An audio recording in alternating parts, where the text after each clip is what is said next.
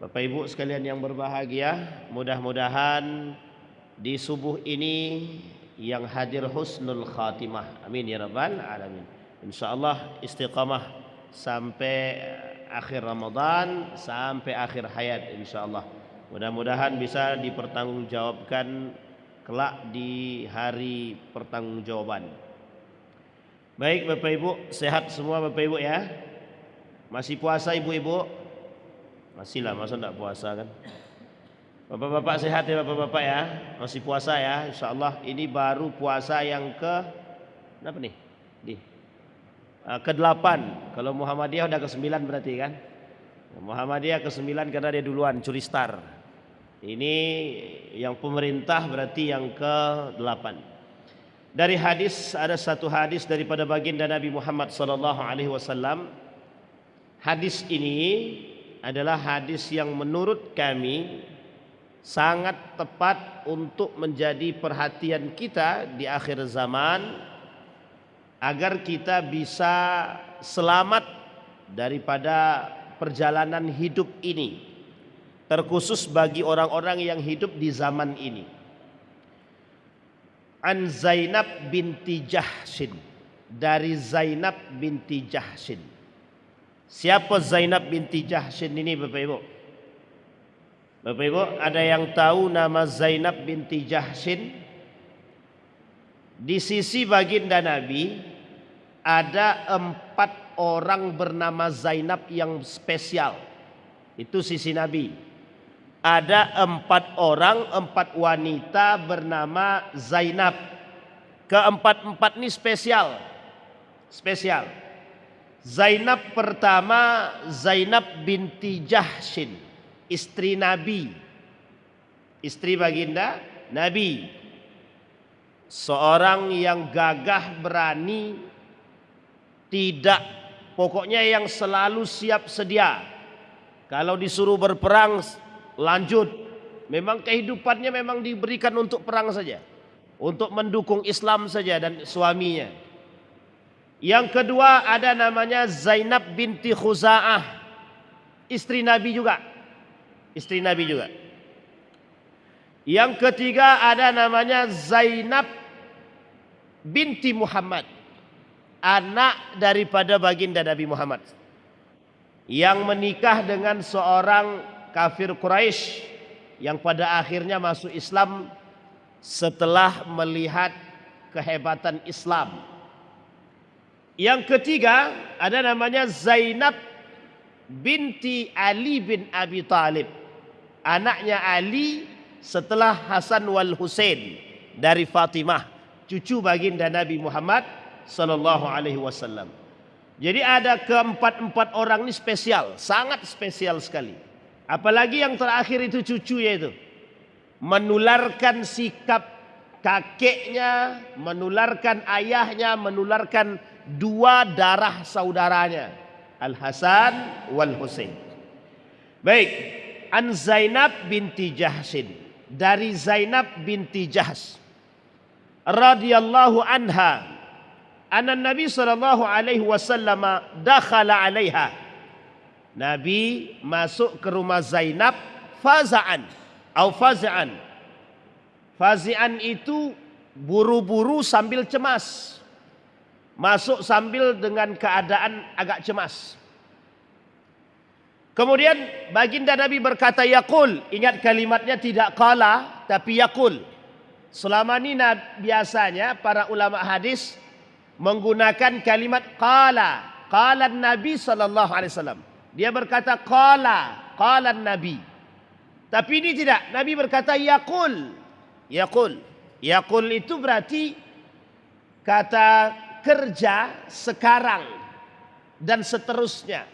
Dalam bahasa Inggris continuous tense kalau bahasa orang zaman dulu. Kalau bahasa Arab fi'lun mudhari' yang hari ini dilakukan untuk seterusnya. Kemudian la ilaha illallah kata Nabi. Kalimat ini memiliki makna tauhid. La ilaha illallah. Kata Nabi, la ilaha illallah, tiada Tuhan selain Allah. Dari sisi ini, belum lanjutan hadisnya, Nabi ingin menyampaikan kepada kita, perkuat akidah, perkuat akidah. Perkuat ucapan la ilaha illallah. Tanamkan kalimat la ilaha illallah dalam hati, perkuat, kata Nabi. Ketika Nabi masuk dalam keadaan agak sedikit risau, gelisah, ketakutan, ketakutan dalam arti kata khawatir terhadap umatnya, Nabi menyampaikan persoalan tersebut. Maka kata Nabi, pegang la ilaha illallah, perkuat tauhid. Karena kalimat selanjutnya kata Nabi, wailun lil arabi, maka celakalah orang-orang Arab, kata Nabi. Nah, ini masalah nih Pak. Nabi bilang, ini bukan saya yang bilang, tapi Nabi. Wailun lil arabi, celakalah bagi orang-orang Arab. Jadi ini tidak bisa dipotong. Berarti Ustaz yang celaka itu orang Arab aja. Kita yang tidak orang Arab ini tidak celaka. Bukan begitu. Cara memahaminya tidak begitu. Ini takhsis lil arabi wa ammatun li jami'in nas. Jadi makna khususnya, makna khas, makna khususnya memang orang Arab, tapi makna umumnya untuk semua umat manusia. Sampai di sini bisa dipahami ya Bapak Ibu ya. Wailun lil arabi, celakalah bagi orang-orang Arab. Pertanyaannya adalah, apa hal Nabi mengatakan kecelakaanlah bagi orang-orang Arab? Kalimat selanjutnya, syarrun qad iqtaraba, kejahatan bagi negara Arab, bagi orang-orang Arab mulai mendekat. Ketika Nabi berbicara seperti ini sambil ketakutan, sambil kekhawatiran, alasannya satu, Nabi orang Arab. Nabi memiliki keturunannya Arab semua.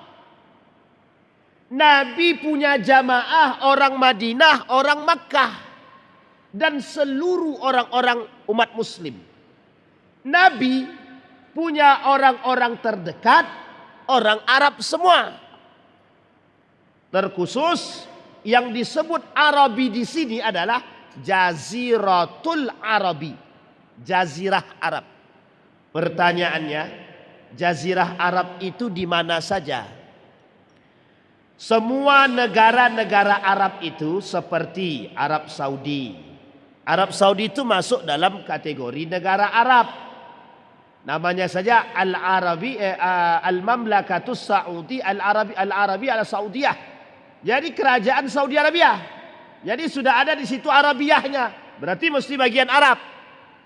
Yang kedua, Uni Emirat Arab. Uni Emirat Arab. Ittihad, persatuan daerah-daerah, kerajaan-kerajaan yang bersatu menjadi satu kenegaraan yang disebut dengan Uni Emirat Arab. Yang kedua, Qatar, Oman, Bahrain, Dubai, dan lain sebagainya masuk dalam kategori Jaziratul Arab.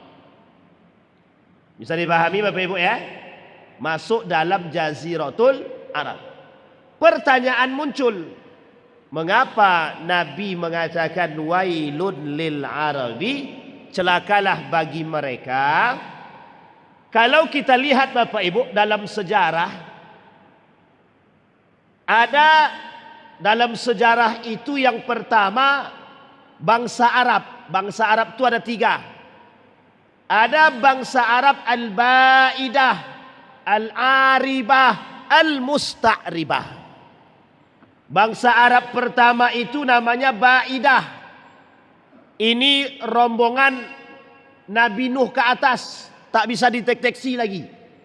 Tak bisa lagi dideteksi kata para ulama-ulama sejarah, mendeteksi orang-orang Arab Baidah ini tidak bisa lagi, sulit. Literasinya kurang. Tapi yang kedua, ada namanya Al-Arabu Al-Aribah. Ini rombongannya Adnaniyah. Qahtaniyah. Qahtaniya itu rombongan Yaman. Yaman. Jadi ini rombongan orang-orang Yaman. Yang ketiga namanya Ismailiyah atau Adnaniyah, dari keturunan Ismail. Nah, jadi Mekah, Madinah itu sekarang ini keturunan daripada silsilahnya Ismail alaihissalam. Nah, Ismail ini siapa? Anak Nabi Ibrahim. Siapa satu lagi anak Nabi Ibrahim? Ishak. Ishak jalurnya Ishak masuk ke Yakub, Yusuf sampai ke bawah Isa alaihissalam. Jadi Bapak Ibu, jazirah Arab tadi itu akan dipenuhi setidaknya secara mayoritas itu adalah dua suku Arab yang masih dikenal. Satu Arab dari silsilah Qahtaniyah, yang kedua Arab dari silsilah Ismailiyah atau Adnaniyah. Bisa dipahami? Jadi kalau dibilang Yaman itu kecil atau sedikitnya itu bukan persoalan, tapi termasuk penduduk pertama yang termasuk salah satu penduduk pertama yang menghuni Hijaz. Jadi nanti tuh Nabi Ismail itu, Bapak Ibu, Nabi Ismail istri pertamanya dan istri kedua. Istri pertama masih dari Adnaniyah, istri keduanya dari Qahtaniyah. Yang menyatukan dua suku Arab tadi itu Ismail. Nah, jadi panjang cerita sejarahnya itu.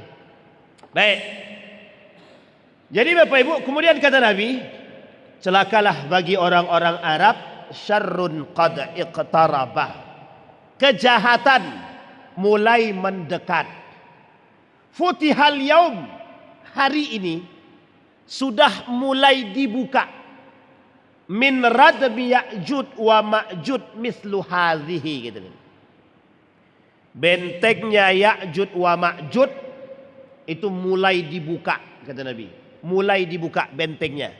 Mulai terbuka. Nabi mengisyaratkan begini. Kalau begini tandanya masih rapat.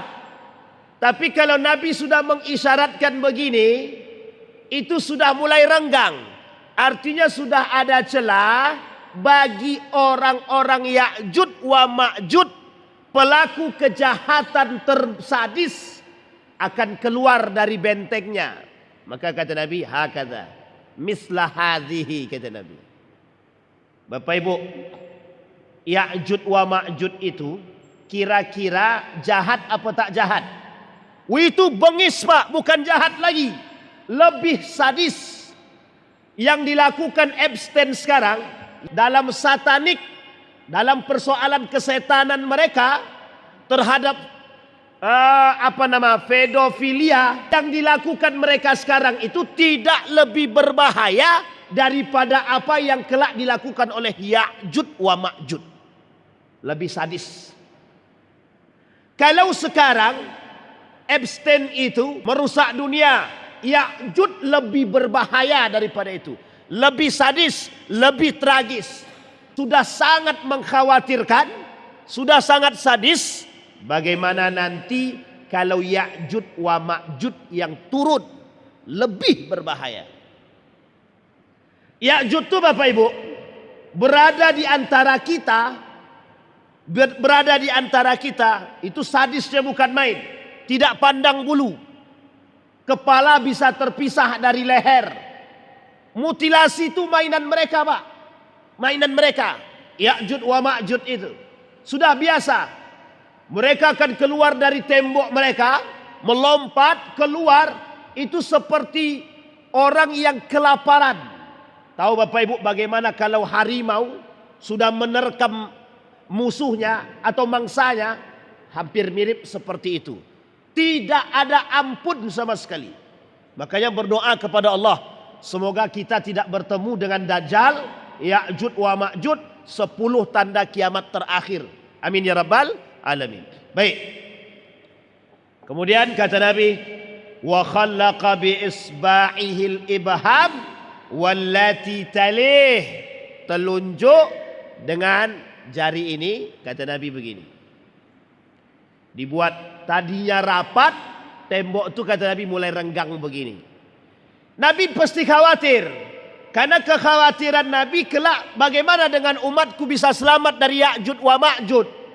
Bagaimana umatku bisa selamat dari kejahatan. Sementara di tempat yang sumber datangnya Islam saja sudah mulai hancur. Di mana sumber Islam itu Bapak Ibu? Bukan di Mesir. Sumber Islam itu risalah kenabian, risalah Islam itu muncul di tanah Arab Makkatul Mukarramah wa Masjidin Nabawi Madinatul Munawwarah. Makanya disebut dengan Madinah Munawwarah, cahaya-cahaya Islam itu hidup. Di Mekah begitu dia. Nah, jadi Bapak Ibu ini perlu dipahami. Pertanyaan muncul. Apa kejahatan yang dilakukan oleh Arab sampai Nabi akan khawatir, sampai Nabi sangat khawatir? Disampaikan oleh Allah di dalam Al-Quran. Kata Allah di dalam Al-Quran, firman-Nya Allah dinukil oleh para ulama, min asbabi halakil umam wasyu'ub, sebab-sebab kehancuran satu kaum, satu kelompok. Kata Allah, lu'inal ladzina kafaru min bani Israel, dilaknatlah orang-orang Bani Israel ala lisani Daud wa Isa bin Maryam, dari lisannya Daud, Isa bin Maryam. Dzalika bima asaw wa kanu ya'tadun, itu karena perbuatan kemaksiatan mereka yang telah melampaui batas. Kanu, mereka Bani Israel, la yatanahawna an munkarin fa'aluhu, mereka tidak saling mencegah, tidak saling mencegah. La yatanahaw, itu artinya tidak saling mencegah. Dalam istilah mudha'af, mutawaahnya bahasa Arab, kalimat lebihnya saling, artinya kalau yatanahaw artinya mencegah, yanha mencegah. Kalau saling mencegah, yatanahaw namanya, ditambah alif.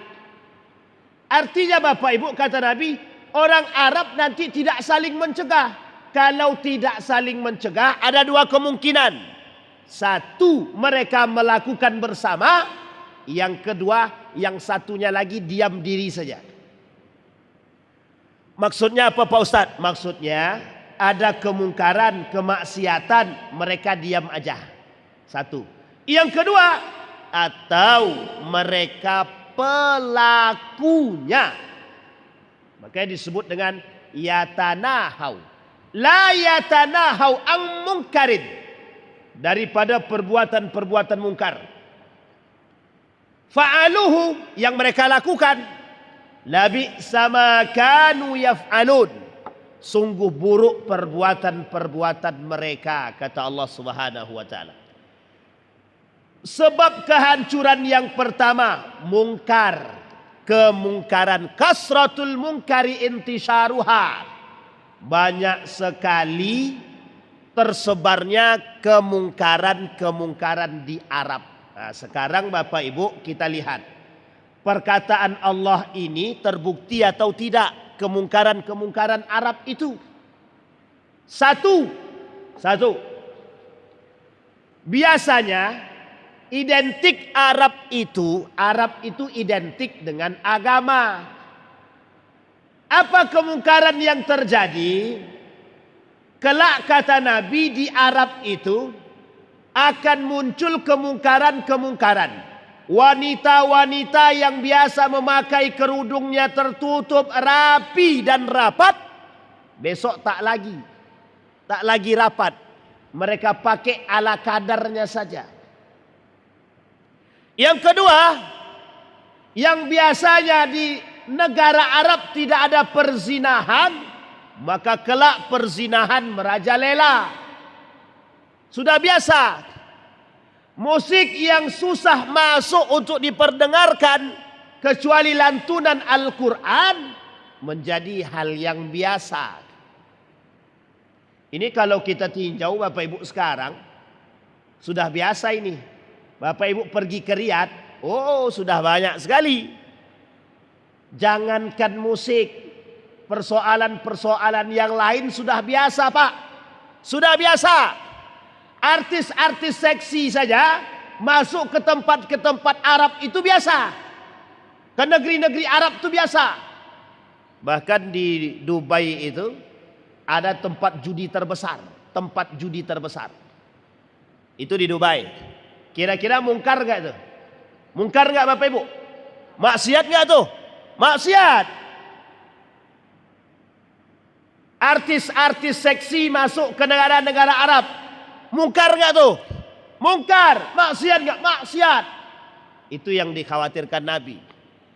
Tapi dari sekian banyak ini Bapak Ibu, ada yang lebih dikhawatirkan Nabi. Bergesernya akidah, bergesernya keimanan dari orang-orang Arab tadi. Kalau di tubuh Arab itu sudah bergeser nilai akidah dan imannya, bisa dipastikan Pak, di tempat yang lain juga begitu. Contoh Indonesia. Kalaulah kiblat kita adalah Arab, yang kita junjung tinggi keagamaannya, akidahnya, keislamannya, keimanannya, mereka saja bisa bergeser, apalagi negara-negara yang bukan Islam. Nah, ini poin pentingnya di situ, yang menjadi kekhawatiran Nabi. Kemudian apalagi Ustaz yang menjadi? Kemudian Nabi bilang, la yushikannallah an yab'atha alaikum iqaban min indihi thumma la tad'uwannahu fala yastajibu lakum. Yang dikhawatirkan oleh Allah nanti selain daripada itu tadi, yang dikhawatirkan oleh Nabi, doa para pelaku kemungkaran-kemungkaran ini tak lagi dijawab oleh Allah. Bahkan kalau syirar, kejahatan-kejahatan itu sudah merajalela, Allah turunkan iqab, hukuman, ancaman bagi orang-orang Arab tersebut. Bahasa lainnya adalah azab. Kalau sudah semuanya atau mayoritas atau menjadi sebuah kebiasaan atau sudah menjadi tradisi. Maka Bapak Ibu, kalau kita lihat fenomena sekarang, ada kekhawatiran yang mendalam oleh kita saat ini, betapa kondisi-kondisi kita sekarang itu mengkhawatirkan, sangat mengkhawatirkan. Baik, sekarang perhatikan Bapak Ibu, apakah ada persoalan fitnah di tanah-tanah Arab tersebut yang menjadi kekhawatiran Nabi tadi? Ada. Yang pertama, kata Nabi, kata para ulama merangkum hadis tersebut, fitnah yang dikhawatirkan oleh Nabi terhadap negara-negara Arab itu, yang pertama, fitnatul mal, fitnah harta. Menghalalkan segala cara demi pemasukan negara. Pajak khamar, pajak minuman keras, pajak judi, pajak hotel bebas, pajak malam. Nah, sekarang saya tanya Bapak Ibu, negara kita nih ada enggak ngambil pajak dari minuman keras? Ada enggak ngambil pajak daripada minuman keras? Ada. Ada enggak ngambil pajak dari tempat-tempat hiburan? Ada. Ada enggak ngambil pajak dari tempat-tempat perjudian? Ada. Jadi sudah susah Bapak Ibu kalau kita bicara persoalan fitnah harta ini. Kata Nabi, kelak begitu dia. Pajak-pajak itu diambil dari tempat-tempat yang tidak baik. Pertanyaannya adalah sesuatu yang haram yang diambil itu kemudian dialokasikan kemana? Itu yang menjadi persoalan kita.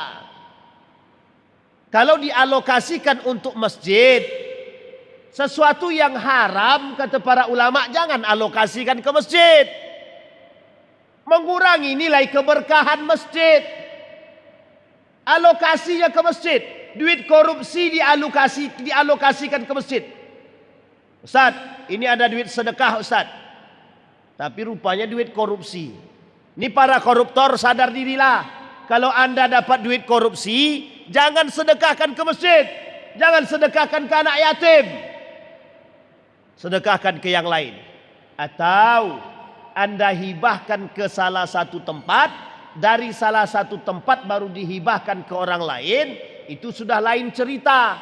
Secara makna atau secara nilai sudah berbeda. Bukan lagi diambil dari harta korupsi. Ini penting. Fitnah mal, fitnah harta. Berat Bapak Ibu, fitnah harta ini di Arab itu berat. Sekarang itu semua negara-negara Arab punya hutang. Demi hutang mereka lunas, mereka membangun, istilahnya adalah pariwisata. Padahal negara-negara Arab ini sudah kaya. Cuma karena sudah terjebak dalam unsur ribawi, persoalan-persoalan riba, demi harta, demi dunia, memperkaya kerajaan negara, mereka semua melakukan fitnah-fitnah tersebut. Contohnya adalah investasi di tempat-tempat yang mohon maaf bekerja sama dengan perusahaan-perusahaan musuh Muslim. Tapi kok kerjasamanya dengan musuh yang oleh musuh pendapatan itu digunakan untuk memperkuat diri mereka untuk membunuh umat Muslim. Bisa dipahami Bapak Ibu ya? Investasi di pariwisata. Kalau cuma sekedar investasi saja Bapak Ibu tak menjadi persoalan. Yang menjadi persoalannya adalah mengikuti aturan main riba global dunia untuk merusak sistem. Sistem yang dirusak itu adalah sistem agama. Agama melarang bermain unsur ribawi, kita main. Di mana lagi letak berkahnya Pak? Tidak ada. Makanya kalau kita bicara tentang kejahatan sekarang Bapak Ibu, berat sangat Pak, sangat berat, khawatir sangat. Makanya jangan salah Bapak Ibu, kelak di tempat-tempat negara-negara Arab itu menjadi awal mula yang dihancurkan oleh Allah. Karena mereka tahu agama tapi mereka melakukan. Mereka tahu agama, mereka hindari agama. Justru mereka tidak kembali kepada agama tapi kembali kepada melakukan kerusakan dunia. Karena fitnah-fitnah harta tersebut. Yang kedua kata Nabi, fitnatul ilmi. Fitnatul ilmi ini banyak maknanya. Satu di antaranya lahir orang-orang bodoh. Lahirnya orang-orang bodoh. Bodoh dalam urusan agama. Maksudnya apa Pak Ustadz? Kembalinya ke jahiliyahan. Kembali mereka kepada jahiliyah Pak. Jadi orang Arab itu akan kembali ke jahiliyah. Dari jahiliyah kemudian naik menjadi orang yang berperadaban. Kembali kepada masa-masa jahiliyah. Fitnatul mahya. Apa fitnah mahya itu? Fitnah kehidupan. Fitnatul mamat. Fitnah kematian. Fitnatul masihid dajjal kata Nabi. Ini persoalan dajjal yang pekan lalu kita bahas. Persoalan dajjal yang tidak lagi bisa ditoleransi, yang wajib diimani oleh kita semua. Jadi persoalan dajjal ini serius Ustaz, serius. Kalau sudah semuanya itu penjahat Bapak Ibu, penjahat semua, sebelum Ya'jud wa Ma'jud turun, itu dajjal dulu Pak, dajjal dulu. Coba lihat tuh di salah satu daerah yang ada di negara Arab Saudi Arabia, namanya Al-Ula. Itu jaraknya dekat Pak. Riyadh, Jeddah, Dubai, Qatar. Oman, Bahrain, di Uni Emirat Arab. Itu orang-orang kota-kota yang mengenal.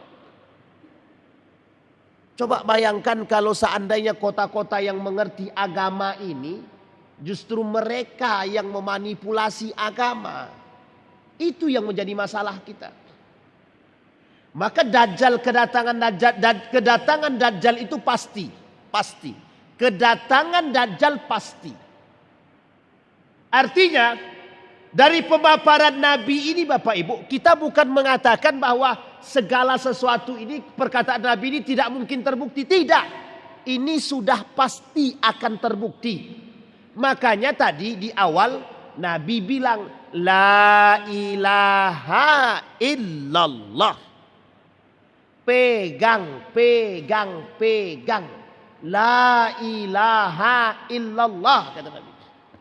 Perkuat akidah, perkuat tauhid.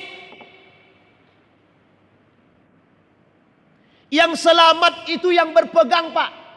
Kita lihat, ada nggak pernyataan para ulama tentang yang selamat itu? Apa kata para ulama? La ilaha illallah, kalimatut tauhid, mulazamatus salihin. Yang menjadi kewajiban bagi orang-orang soleh, pegangan untuk mendapatkan keselamatan di akhir zaman. Jadi jangan, Ustadz kami kan sudah tua-tua, tidak akan terjangkit fitnah tersebut. Siapa bilang? Tidak ada jaminan Bapak Ibu, tidak ada jaminan bagi kita ini bisa selamat. Kecuali kita tetap istiqamah berpegang teguh dengan tauhid tersebut. Baik. Kemudian dikatakan lagi oleh para ulama. Apa kata para ulama? Man istamsaka, yang berpegang teguh bil kitab was sunnah, dengan kitab Al-Quran dan sunnah, itu yang selamat. Najah, kata para ulama, merekalah orang-orang yang selamat dan sukses. Dari apa? Dari fitnah tersebut. Jadi kalau fitnah ini tidak kita sampaikan, bisa jadi kita nggak tahu, bisa jadi kita tidak selamat. Maka disampaikanlah oleh Nabi agar kita bisa selamat. Pertanyaannya Ustadz, apakah itu hanya berlaku untuk orang Arab? Tidak, berlaku untuk semua negara, untuk umat muslim, untuk manusia. Karena persoalan Dajjal, persoalan fitnah kehidupan, fitnah kematian, fitnah harta, fitnah ilmu, bukan persoalan satu orang, satu negara, bukan. Persoalan keseluruhan. Dampak kebodohan semuanya. Dampak kebodohan itu semuanya yang merasakan. Tidak ada satu-satu yang merasakan, tidak. Semuanya merasakan. Dampak hilangnya ilmu semuanya merasakan. Salah satu logika sederhana Bapak Ibu. Zaman Nabi ilmu riba itu jelas. Ilmu riba itu jelas. Zaman Nabi ilmu syubhat itu jelas. Para sahabat Nabi itu tak ada yang mau mendekat dengan syubhat, itu tak mau, Pak. Sekarang jangankan syubhat, haram pun oke. Haram aja oke, apalagi yang syubhat. Haram saja oke, apalagi yang syubhat. Baik. Kemudian kata para ulama, faidah hadis tadi. Al-mu'min al-hasif man yakhaful fitan. Seorang mukmin yang baik, yang bagus, yang sangat berhati-hati, man yakhaful fitan, mereka yang takut akan datangnya fitnah-fitnah tersebut. Kemudian kata Nabi, kata para ulama, wa yafzahu minha, menjauhi daripada tersebut atau berhati-hati daripada fitnah tersebut, bersiap-siap daripada fitnah tersebut. Wahina tara man yusabiqul akharin usulan ila munassatiha wa at-talabbus biha Fadzalika min qillati fiqhihi biddin. Tapi kata ulama tadi, jika mereka berlomba-lomba terhadap urusan akhirat, mereka bisa selamat. Tapi jika mereka berlomba-lomba dalam urusan dunia, mereka akan sampai pada fitnah tersebut. Itu menunjukkan betapa lemahnya agama mereka. Jadi orang yang tidak takut dengan fitnah itu oleh sebagian ulama dikatakan lemah agama. Orang yang tidak takut, orang yang tidak bersiap-siap, orang yang tidak berhati-hati, orang yang tidak waspada dengan kedatangan fitnah, maka disebutkan oleh para ulama min qillatid din, lemahnya agama mereka, du'afud din. Kemudian Bapak Ibu sekalian yang berbahagia, faidah yang kedua, kata baginda Nabi Muhammad sallallahu alaihi wasallam, alaikum bisunnati. Oleh kalian umat muslim, orang beriman, pegang kuat sunnah-sunnahku, kata Nabi. Hidupkan. Man ahyaha faka'annama ahya. Hidup barang siapa yang menghidupkan sunnah-sunnahku, kata Nabi, mereka telah berpegang dengan diriku. Barang siapa yang telah menghidupkan sunnah-sunnahku, kata Nabi, yang selamat. Jadi Bapak Ibu jangan salah, ini memang sulit bagi kita. Nasihat yang ketiga atau faidah dari hadis ini yang ketiga. Hina tulqi, ketika kalian bertemu al-fitan, fitnah-fitnah tersebut, bizilaliha 'alan nas, di tengah umat manusia. Fala najata minha, tidak ada satupun yang bisa selamat li ahadin, salah seorang di antara kalian, illa, kecuali man istamsaka, yang berpegang teguh bi kitabillah, dengan Al-Quran. Pegang Al-Quran itu bukan berarti dengan megang Al-Quran selamat, bukan. Tapi berpegang teguh dengan nilai-nilai Al-Quran. Jadi Bapak Ibu, saya berhusnuzon, kita yang hadir ini, Bapak Ibu yang hadir ini, insya Allah, kalau sudah mengerti persoalan dunia ini, dan Bapak Ibu kembali kepada makna-makna Al-Quran, nilai-nilai Al-Quran, Bapak Ibu tanamkan dalam rumah tangga, anaknya dijaga, suaminya dijaga, diri dia sendiri dijaga, maka keselamatan itu insya Allah. Bapak Ibu, Allah itu ketika melihat orang-orang beriman itu, Bapak Ibu, dia tidak mau orang beriman ini itu nanti akan terjebak dalam kemaksiatan yang panjang, kemungkaran yang panjang, kemudian dimatikan oleh Allah. Allah matikan dia. Maka Bapak Ibu, insya Allah sebelum datangnya Dajjal, Ya'jud wa Ma'jud, mudah-mudahan kita ini sudah dimatikan oleh Allah sebelum kita bertemu dengan kontes dunia yang besar, kejahatan yang merajalela, yang kita khawatir, Pak, kita khawatir. Apakah kita hidup di saat itu, kita mampu bertahan atau tidak? Karena kehebatan Ya'jud wa Ma'jud, karena kehebatan Dajjal, kita tidak bisa selamat, Pak. La najata illa, kecuali yang berpegang teguh dengan kitabullah dan sunnatu rasulihi sallallahu alaihi wasallam. Wa sadara anha, dan kembali kepadanya. Wa akhadha an ahlil ilmi, mengambil ilmu dari orang-orang yang baik, Pak. Yang baik, ingat Pak, yang baik. Karena banyak orang ahlul ilmi tapi tak baik, itu banyak. Kita mengambil ilmu dari orang-orang yang baik. An ahlil ilmi ar-rabbaniyin, yang dicintai oleh Allah, yang takut kepada Allah. Alladzina arafu, yang mengerti ilmu-ilmu akhir. Bil khasyati wat taqwa, mereka punya rasa takut yang kuat dan memiliki ketakwaan yang tinggi. Saya petik pernyataan Dr. Mustafa Umar. Kata Dr. Mustafa Umar, beliau menyampaikan, yang saya nukil dari sahabat saya sendiri, laisal alim bi kasratir riwayah Bukanlah orang alim itu dengan banyaknya riwayat, referensi. Bukan.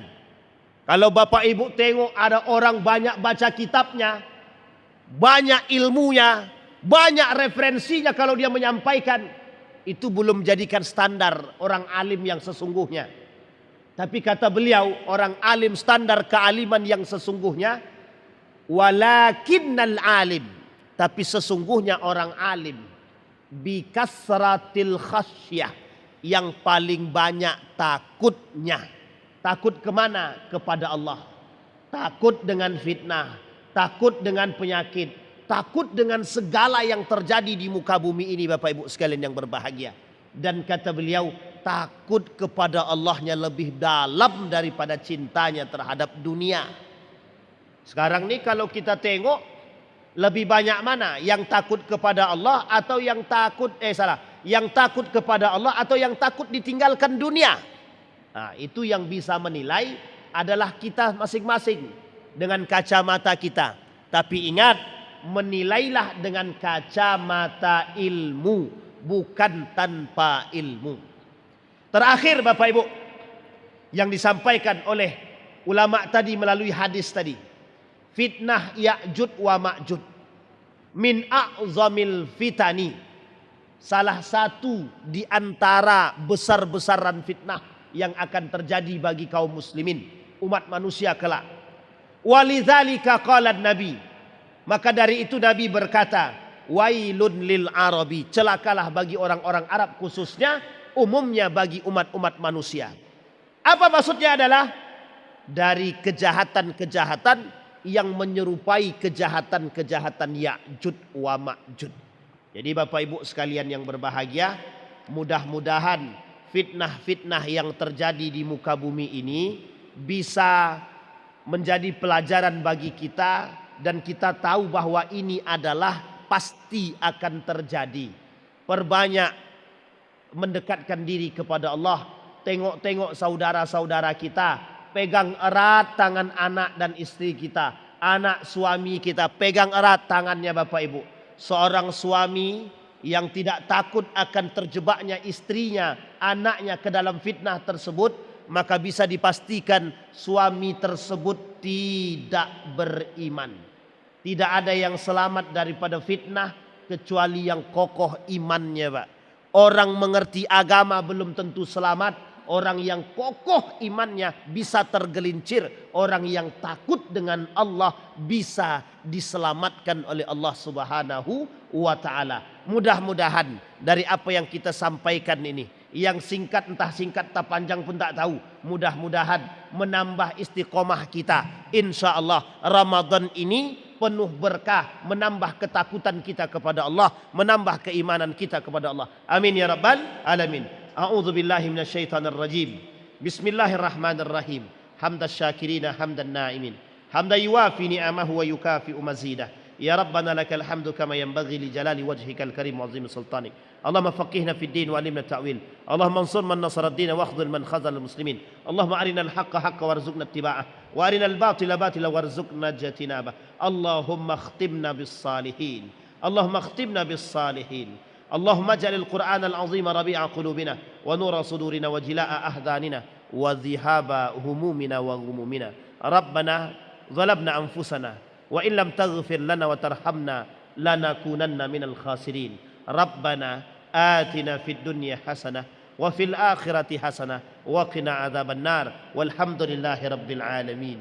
السلام عليكم ورحمة الله وبركاته.